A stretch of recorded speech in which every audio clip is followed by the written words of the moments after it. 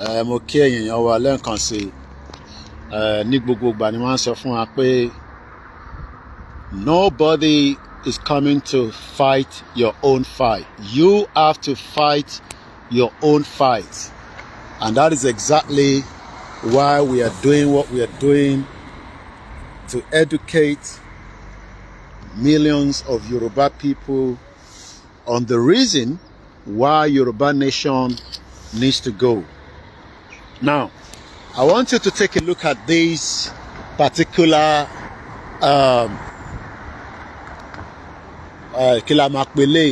monument or something of such. Anyway, number one, I am very close to just about an hour plus out of London, and you can see they still have a better life. I am not inside London, Mutiwani, outside London. It's very cold this morning. My hands are already freezing. I'm not putting on my gloves, but you can tell that people will be remembered for the sacrifice they've done, just as you're watching this particular stone that has been designed. You can see the bus is just moving. Children are going to school, just like I always say all the time. Whether you live in any part of the United Kingdom, you will still have a better life. But many Yoruba people that lives in every part of Yoruba land today are not living a better life. No good education, no quality welfare. The politicians have destroyed their lives.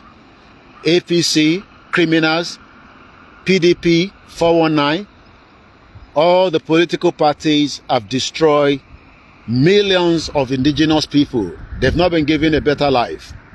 But the Nigerians continue to pray that they will have a better life. They're not going to get a better life. Now, let me quickly give you a complete discussion about here. Look at the date. 1914, that was when Nigeria was amalgamated. As at 1914, they were fighting a lot of war. Britain were fighting many wars. And today, look at the benefit of it. Look at the benefit of the society. You in Yoruba land, you do not want to fight to be saved from the contraction called Nigeria. And if you're not going to fight, the question then is, who is coming to fight on your behalf? Nobody. Nobody will fight on your behalf. You will have to fight for yourself. But one thing is, you are waiting for somebody else to come and take your fight. That is not going to happen. You will have to fight so that your life can become better. Because your life is not going to get better in the one Nigeria. There's no doubt about it in our mind. Nigeria has expired. Nigeria was amalgamated. As at the time Nigeria was amalgamated in 1914, Britain was fighting. People in this village, in this part of the Great Britain as at the time, were pulled out. Young boys, young men in their 18, in their 17, to go and fight on behalf of their country. And today, most of them are enjoying it. You can see that is a better word for them. But Yoruba people don't want to fight. You are waiting for somebody else to come and do your bidding, your fight for you. Yet, you want a better life. Call it possible. Somebody have to sacrifice, and that is why we are grateful to Professor Akintoye at 90 years old for pulling himself out today to save millions of lives of Yoruba people that are currently under the spell of the one Nigeria.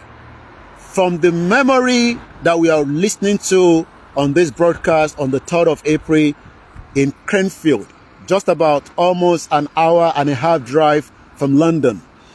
People in this community, they will come here.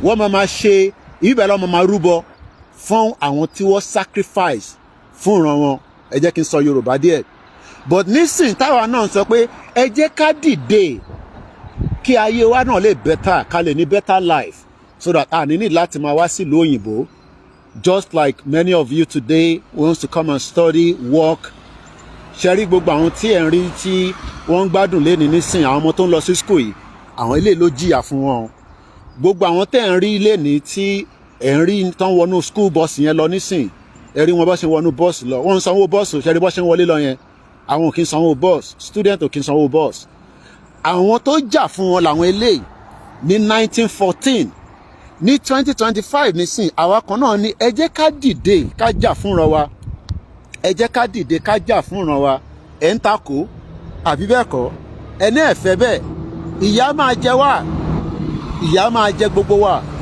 tá a bá dìde nísìn tẹ́ ń takò ìran Yorùbá ẹ̀yin alátakò ẹ̀yin tó yẹ pé kẹ́ máa takò ìran yín ní sáà yìí nígbà tá à ń pariwo ẹ wo àwọn tí wọ́n jà fún ìran tiwọn ẹ jẹ́ ká kà díẹ̀ sí in loving and grateful memory of those Cranfield men wọ́n kọ́ àwọn ọkùnrin níbí báyìí àwọn ọ̀dọ́ some of them are in their 16 years old ìyẹn máa sọ fún yín pé ẹni máa kú ẹni máa yè òun lọ̀rọ̀ Yorùbá nation má máa bẹ̀rù pé kú máa pẹ́ as at the time ní agbègbè tí wọ́n bá wá kó wá síbí báyìí nísìn àbí wà wá máa sọ pé o ní right ọmọ àlè born bastard olórí burúkú tó bá wá sàdúgbò yìí nísìn wà á máa claim right ó ti gbàgbé pé ìran tiwọn ló lọ jà àwọn náà jáde ní because everybody has to survive Britain láti survive ìyẹn ni wọ́n ṣe kọ́ àwọn èèyàn ládùúgbò yìí wọ́n máa kó wọn from different parts of the Great Britain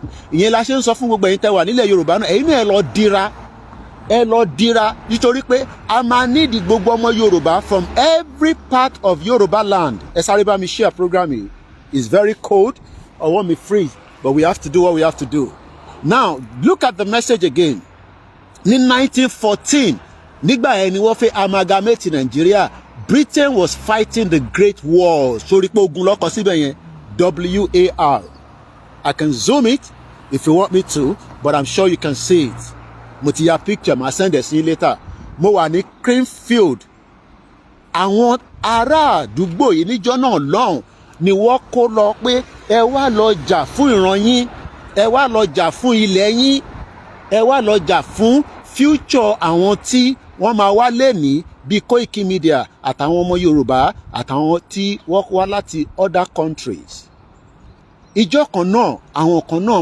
máa appreciate wọn nígbà tí gbogbo wa bá ti dàgbà tá jàjà yìí tán délẹ̀ but ìwọ ò fi jàjà yẹn tán délẹ̀ àbí o kò rò pé Yorùbá nation kọ́ máa dé gbàgà look at it these are the people that fought orúkọ gbogbo wọn lọ́kọ síbẹ̀ yẹn sórí orúkọ gbogbo wọn because wọ́n mọ value wọn sórí gbogbo orúkọ wọn àwọn tó jà from 1939 dé 1945 làwọn eléyìí àwọn tó jà from 1914 òun lọ́kọ síbí báyìí so their name lived forevermore orúkọ wọn máa wà forever wọ́n máa ṣèrántí wọn ọdọọdún wọ́n máa fi flower sí bíbáyìí wọ́n máa dúpẹ́ fún wọn pé ẹ ṣé o àwọn èèyàn wọn máa wá sí bíbáyìí wọ́n máa dúpẹ́ fún wọn pé wọ́n ṣe tí wọ́n ṣe kíni tí wọ́n bá wọn ìjàngbara ni because inú ogun làwọn náà ti ní àṣeyọrí inú ogun náà lọ ti di Great Britain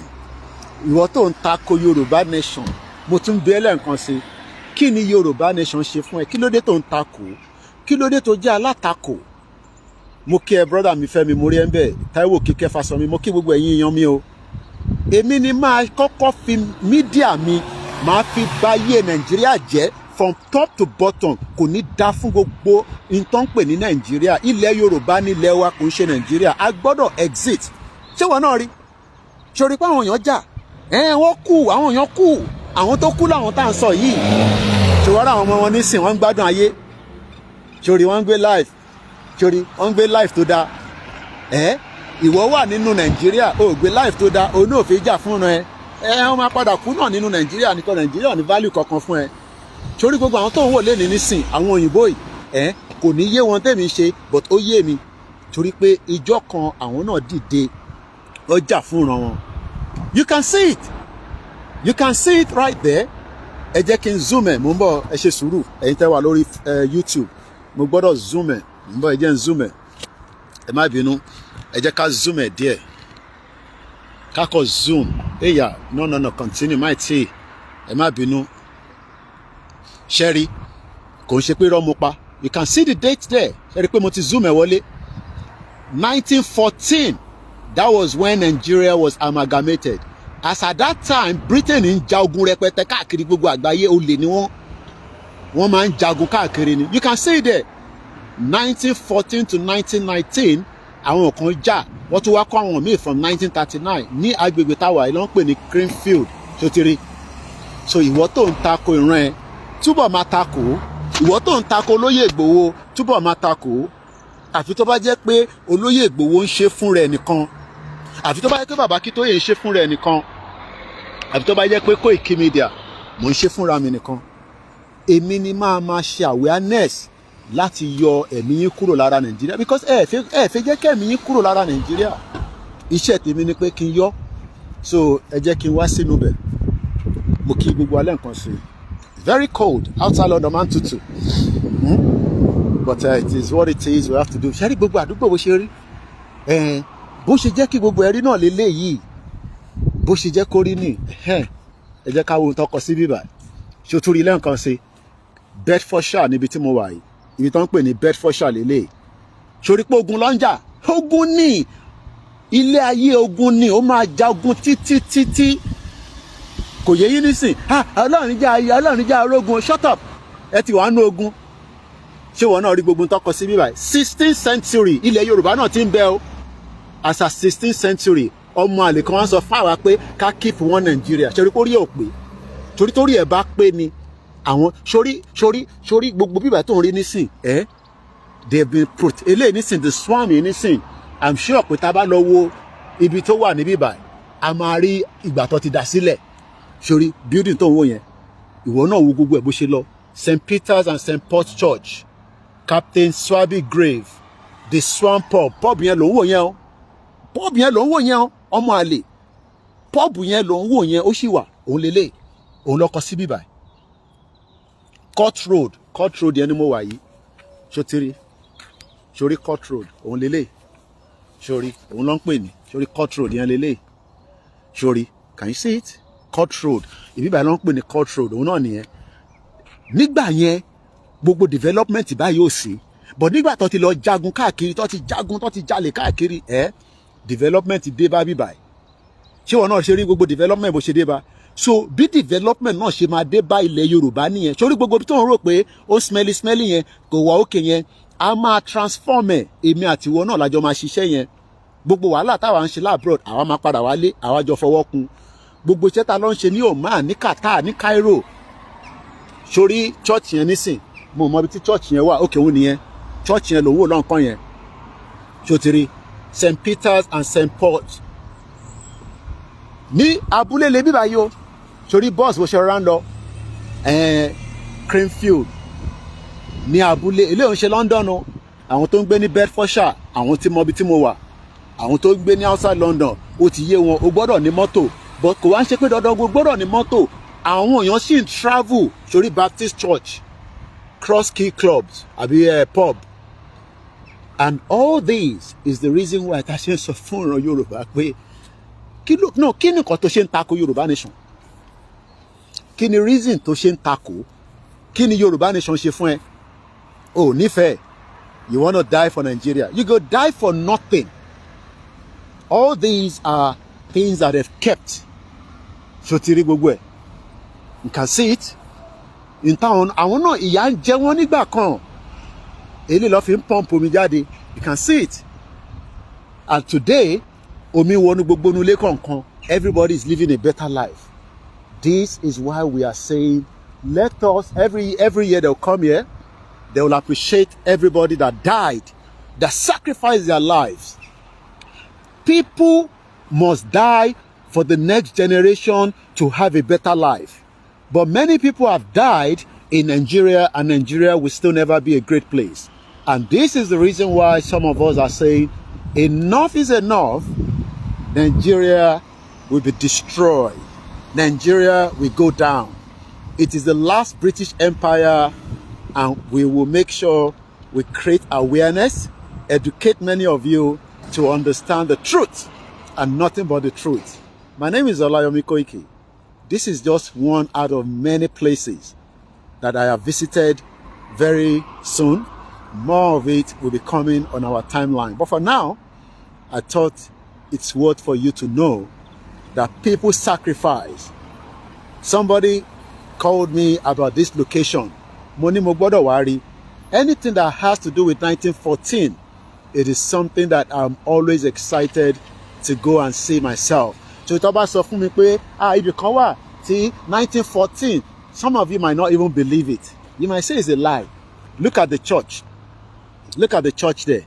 Everybody has gone to their workplace. You can see the church. You can see everybody is going to their workplace. Church is complete lockdown. Nobody goes there to beg for food.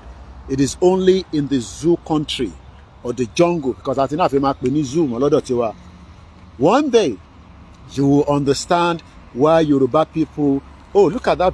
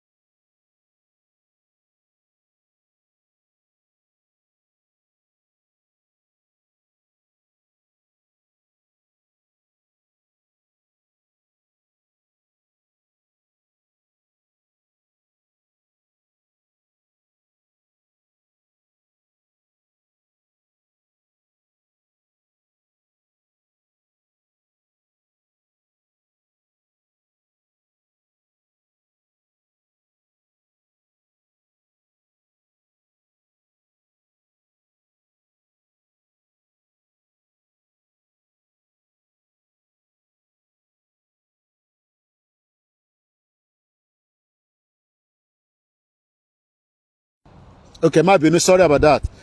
Má bínú, I think I mean mo lọ fọwọ́ gbá. You know it's freezing. Thank you so much, Mr. Femi. Ẹ ṣé gan ni. Ẹni tó ti gba passport ń sọ fún ẹwà tó kù pé ẹ má worry o, Nigeria go better o. It go better, but they don't want to leave. They are still here in the UK. They are still in America, in Canada. You can see the church. All the people that brought Christianity to us, they've gone to work. They know that they have to work. You can see the church. That is the church. Everybody is welcome every Sunday from 10:30. Look at the church. This is another church. Look at the church. Look at the church. You can see Reverend Isaac Payne. Look at the church. Maybe one or two people that just go in there to say good morning. It's coming up to exactly 8 o'clock. Look at the church. But this is another building there. I think this is a church as well, probably converted to a nursery. Omo Yoruba, don't let anybody that lives in Europe to fool you. The sound is back. Don't let anybody to tell you lies that Nigeria will be great. Nigeria can never be great. You can see this person died in 1837. This burial ground is 1837. It's 8 o'clock. It's 8 o'clock. That's the clock. 8 o'clock. Same time as in Yoruba land. So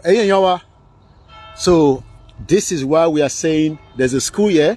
Cranfield Church of England. People are making their way to school. I don't have to, because of the privacy of the children there. So, this is not the time to mess around. Nothing is going to work, and the only solution is to divide the country. We don't want to restructure Nigeria. It is too late to restructure Nigeria. We are tired of being one country. We are all indigenous people with many nations. And not come and tell me, oh, Mr. Koiki, what about the smaller indigenous people? There are countries around the world that they are not even up to 500,000. Okay? Serbia is 1.3 million. Everybody can become a country, and that means our life will be better. So I hope you've enjoyed. Okay, brother, me go me dada Yemi Fatoki. Awa Iran is Ewa Iran Omwalade Mokinyo, Mr. Daniel Eshegoni, Mr. Oyedepo. I'm freezing. On freeze, it by 22. Kai. Very cold. Summer ni go be by that. Go darada fun you know. Then I want to jà fáwọn Britain níjọ́ náà lọ́hùn. Wọ́n máa ń pa àwọn kan ní the Gawkers. Àwọn yẹn all good gan. Can see their knife there. The Gawker kitchen, finest Nepalese and Indian cuisine. Bí àwọn tó ń run ẹ̀ ní sí nìyẹn. So ẹ̀yin yẹn wá ẹ máa kẹ́ni kankan fúlù yín o.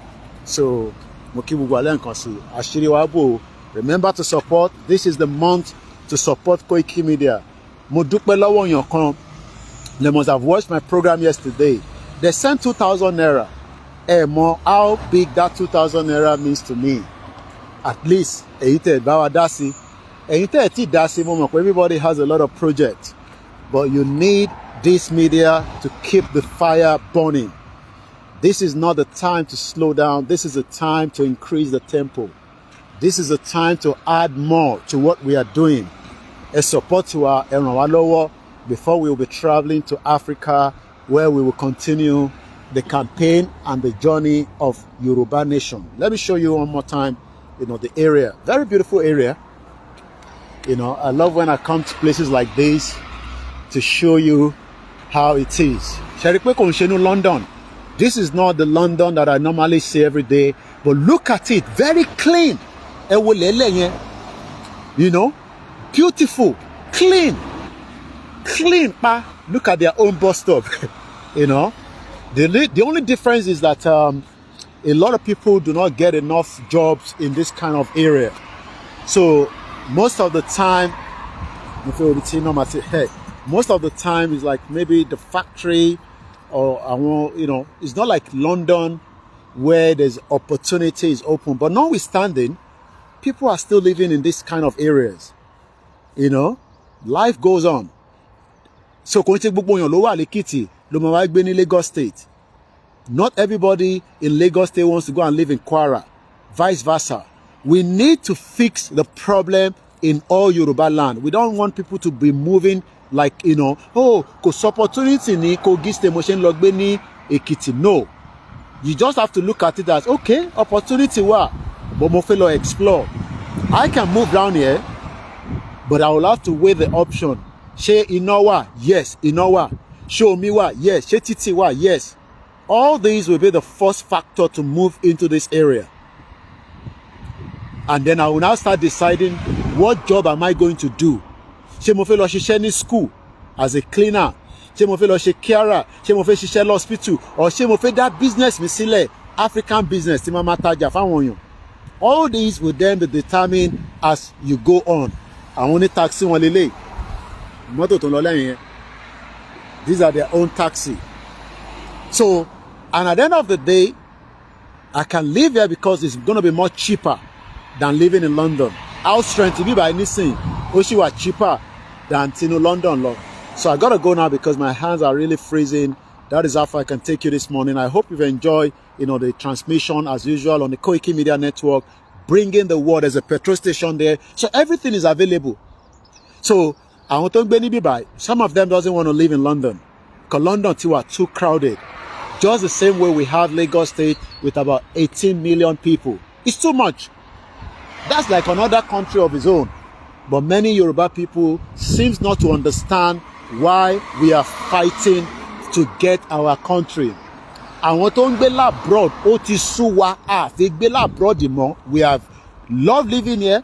We are happy to have lived there, but we do not want to live here anymore. We want now to have, this is their own bus stop. Oh.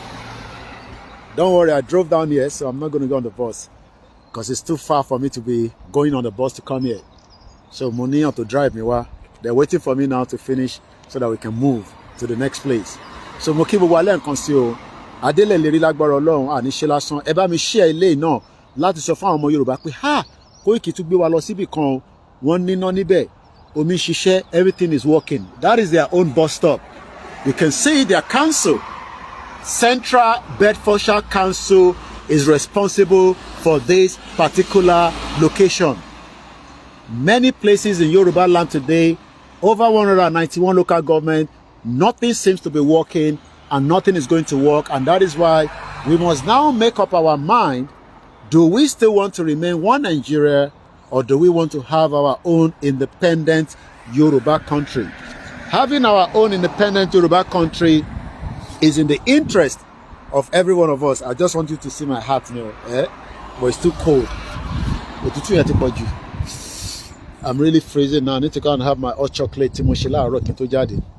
Milo rather, not hot chocolate. Well, Milo, because there's difference between hot chocolate and Milo. Moki gbogbo ẹ̀yin wa le nǹkan sí o. Àdúrà wa gbà. Mo kí àwọn Koikimedia team. Ẹ rántí, every support is going to be useful for us. And to fún 2,000 naira. Mo bó ṣe rí lára wa. That 2,000 naira, I added another money to it. Mo ti send èsìyàn kan láàárọ̀ yìí. Tá bá ní 2,000 yẹn kò lè wá. So don't think that it's a small money. Put it in there, it will help us. £1. Somebody also sent about £18. All this money are very useful, especially we are upgrading our device all the time. My name is Olami Koiki, and I hope you've enjoyed the program this morning. Have a very great day.